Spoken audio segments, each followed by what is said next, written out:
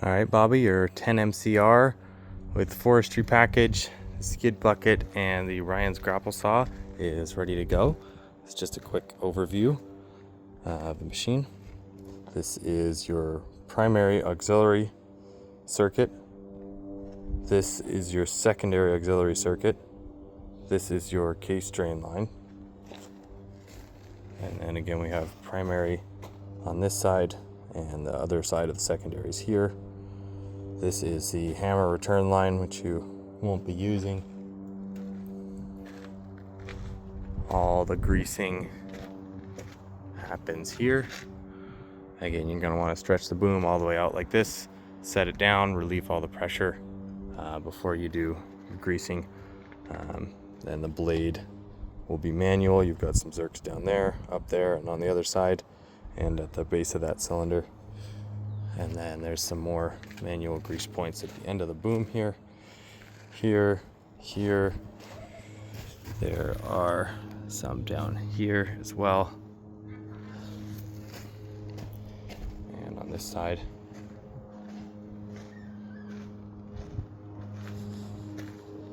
Make sure to check your tack tension regularly. Pick the machine up. Use the tool to fit in here.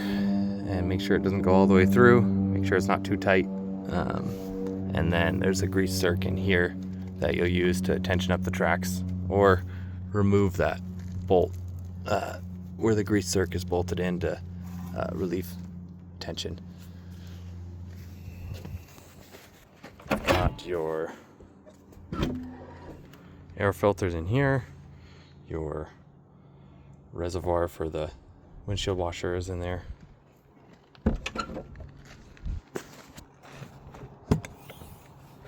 Alternator belt, fuel fill, sight gauge for your fuel fill. It's the diagnostic port for the engine, ECU. Your fuel filter and fuel pre-filter just changed. There's where your pilot hydraulic filter is, right there in that little black cartridge. You'll take that cartridge out and there's a filter in there. It's in your service kit.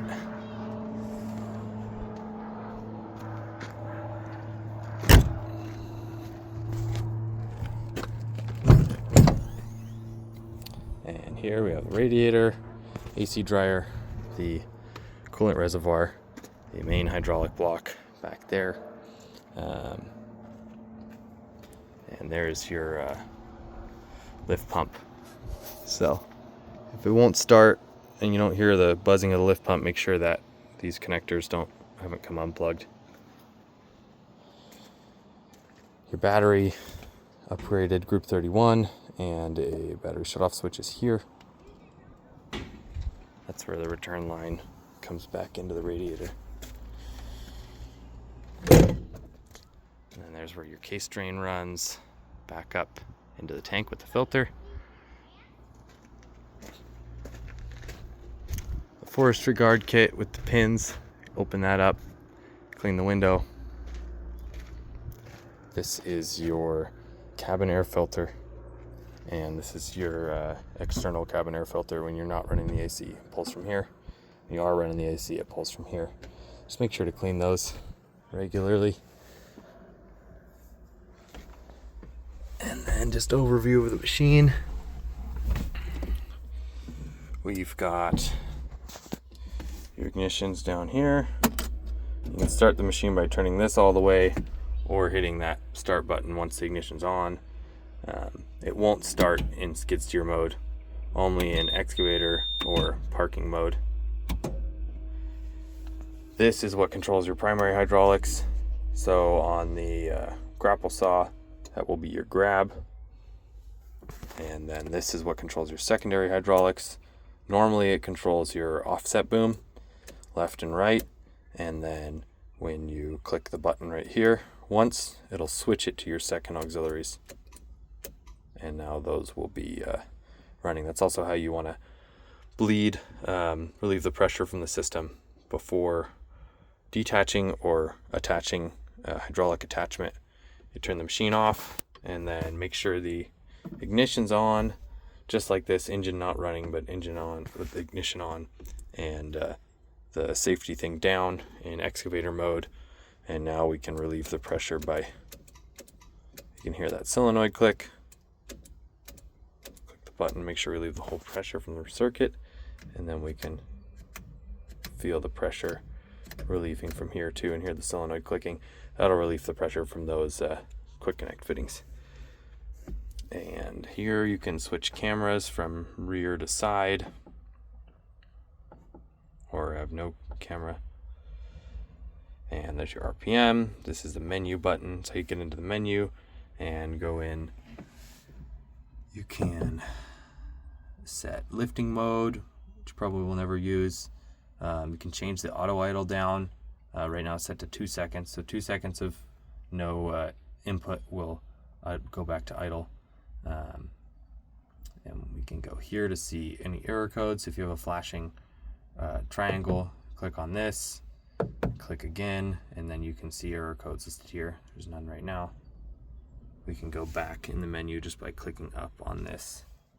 That will bring us to the last place we were. Go into settings. You can set the time. You can switch from SAE to ISO. You can change the unit of measurement here, and you can set the display brightness here. Then for the attachments, click on this, and you can program up an attachment. So we will go down on this, and then that brings us into this attachment setting. Right now we're set here at 50 liters a minute. Let's change that back to US spec. We'll go into unit of measure. Wrong button. Change to US gallons per minute. Go back, and now we can set our attachment. And we can see right now the primary is set to 9.2 gallons a minute. So we'll go ahead and increase that to the maximum, 37.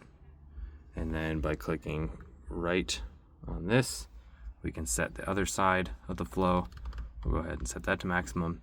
And if for whatever reason you want to reverse your flow, you just go down to these parallel arrows and then turn the knob, and it will go from one way to the other. So that will reverse the flow of your primary auxiliary circuit. We'll save it on a standard right now, and we can go up and we can even name our attachment here to whatever you want. Okay.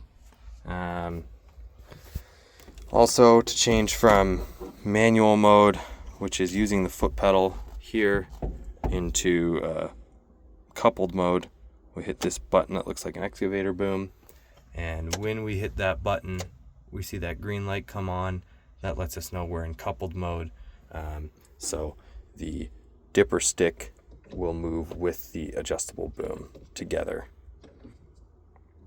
And when you're in coupled mode, you can hold this button to isolate the dipper stick. So instead, normally in coupled mode, when you pull back, it'll pull the dipper stick in and the adjustable boom in. If you hold this button while you're moving this stick, it will just move the dipper stick. So it's useful in some situations if you don't want to go into manual mode, but you need to move the dipper stick on its own. That's a continuous flow button. You probably won't need that. This is how you can set your speed. So if you hit this button, you can change your top speed. Once you hit it, you have to click on the knob, and then that'll start flashing, and you can set your top speed there to maximum, or in different units up to 20.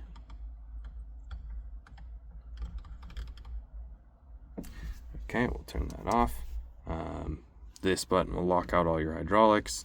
There's your lights, windshield washer, windshield wiper, and disable auto RPM here. Blade functions here, and there's a radio here. There's also a cigarette lighter back there. And yeah, that should be about it. You have your AC here, which turns your AC on and off. Make sure that when your AC is on, you can see that little bit of red means the thermostat or the mixing valve is open. When you turn the AC on, that little red turns to blue, and it's hard to tell, but your AC will be warm still. So you just got to make sure that's turned all the way down. So we can check by switching back. Okay, and then turn it all the way down. Now our AC will work like it should. All right, Bobby, that's about it. Excited to get this machine to you, and I'll see you later.